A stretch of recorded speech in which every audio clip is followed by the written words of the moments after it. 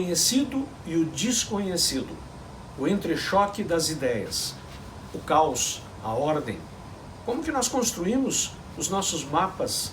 Como que nós estabelecemos o que é e o que não é? O que para nós é verdade e o que não é? A figura que vai aparecer mostra para você a esfera do conhecido cercada do negro, do desconhecido, da área da crença e da fé, onde a gente não tem como verificar nada. Você tem uma área que nós sabemos que existe, porque comprovamos, porque tem metodologia científica, porque tem maneiras adequadas de verificar tudo, e você tem a área da fronteira. A área da fronteira é onde estamos testando os limites o tempo todo. Se você pensar bem, nós estamos há muito tempo atrás com uma esfera do conhecido muito pequena. O Homem das Cavernas, a esfera era uma nada, era uma bolinha. Depois, a Idade Média, crescemos um pouco mais. Galileu Galilei, com seus instrumentos toscos, investigando a constelação, os astros, chegou à conclusão de que a Terra não era o centro do universo. Só que ele, com metodologia, foi o pai da ciência moderna, ele, com metodologia, botou-se em risco por afirmar algo que naquela época o conjunto do conhecido ainda não tinha alcançado. Ele foi um cidadão da fronteira, ele avançou mais do que a fronteira permitia, apesar de que com bom método e portanto seguro, mas ele fez uma afirmação que aquele momento, com aquele conhecimento, era muito perigoso. E ele foi condenado pela igreja, que era a dona da verdade na época, do conhecido e do desconhecido, e declarou ele como culpado de heresia. E ele pagou esse preço e ficou prisioneiro, teve que inclusive dizer que aquilo que ele tinha dito era mentira. Negou a si próprio e ao que ele sabia. A esfera do conhecido amplia-se gradualmente graças à curiosidade do ser humano, a capacidade de inquirir, de provocar, de avançar no desconhecido. Os seres humanos da fronteira do conhecido são aqueles que hoje a gente chama de pesquisadores, de investigadores, de inquietos, de curiosos. Os primeiros praticantes de programação neurolinguística eram os habitantes da fronteira. Até hoje, os que estão ainda inovando e criando e reinventando na programação neurolinguística estão fazendo as suas experiências fronteiriças.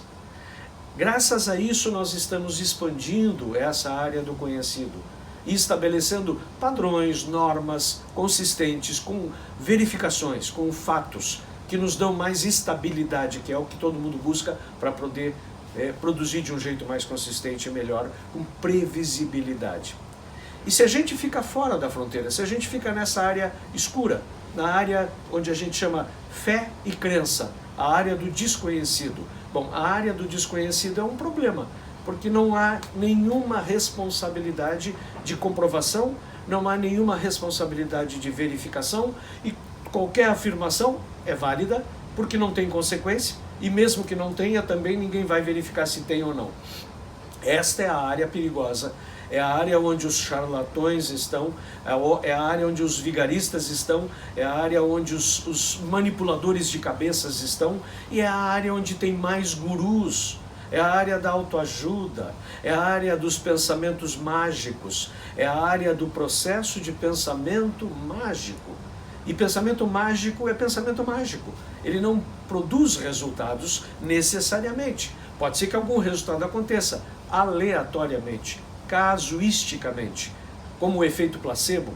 Você dá um nada para uma pessoa tomar e diz que ali tem um remédio, ela toma e ela se cura. Ela não se curou daquele comprimido de nada que você deu para ela, ela se curou da crença que ela tinha em se curar. E aí, ok, isso existe. E isso é um fenômeno comprovado, portanto está na área do conhecido. O efeito placebo é conhecido. Agora, afirmações mágicas não produzem efeitos, a não ser que algo esteja acontecendo e a esfera do conhecimento ainda não chegou lá. Mas por não ter chegado não é seguro.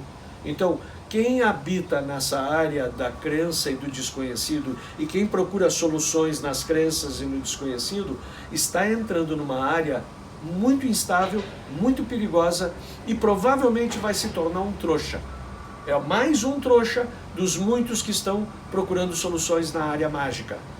A área mágica é abundante de gente manipuladora, de gente vendedora de sonhos e castelos no ar e que não tem consistência.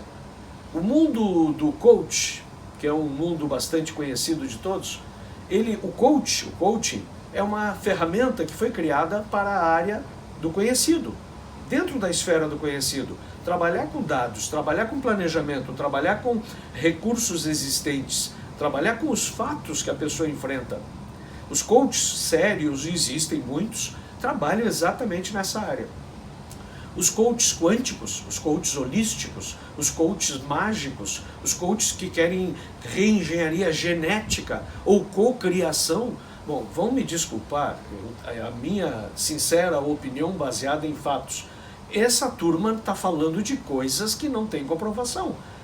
Eles podem até chutar, e são muito bons chutadores, mas é puro chute.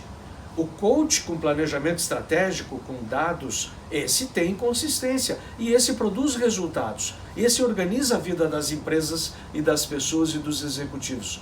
O coach de reengenharia genética, que promete fazer com que os seus genes se modifiquem, ou que tem o pensamento mágico que vai atrair riqueza, bom, aí nós estamos nessa área escura.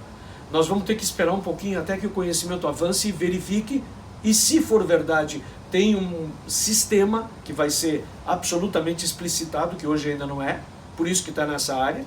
E se não tem, mais uma vez, você foi feito de trouxa. Mais um trouxa dos muitos que tem por aí.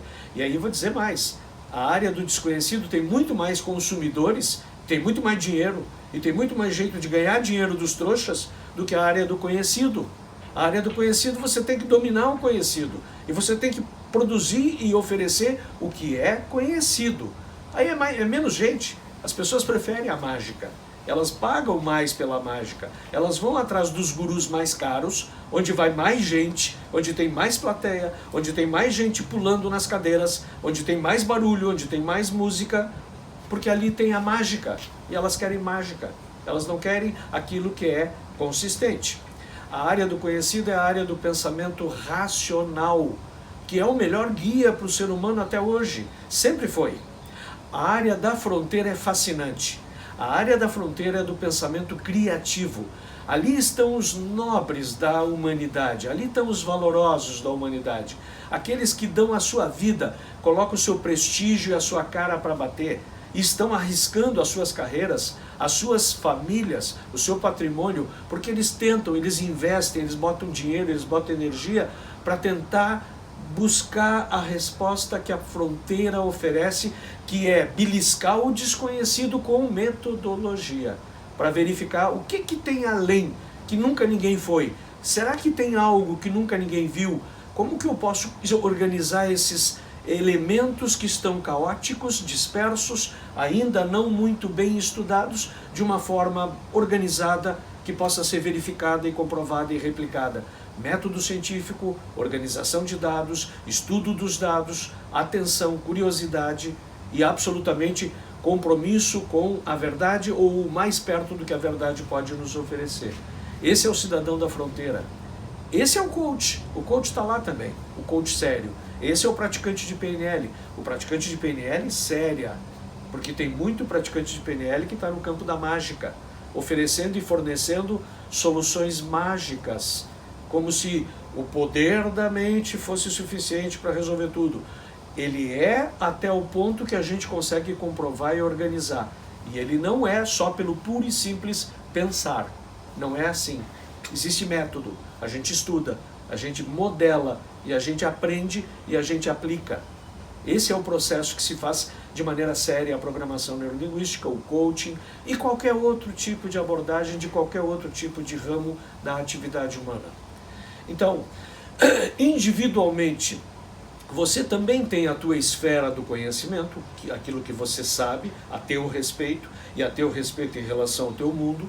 Você também tem a área da fronteira, onde você vai avançando e testando e produzindo possibilidades. E você tem a área do que você nunca fez, você não conhece, é ainda intocada. Você não tem dados ainda para poder verificar o que é que tem impacto ou não na sua vida.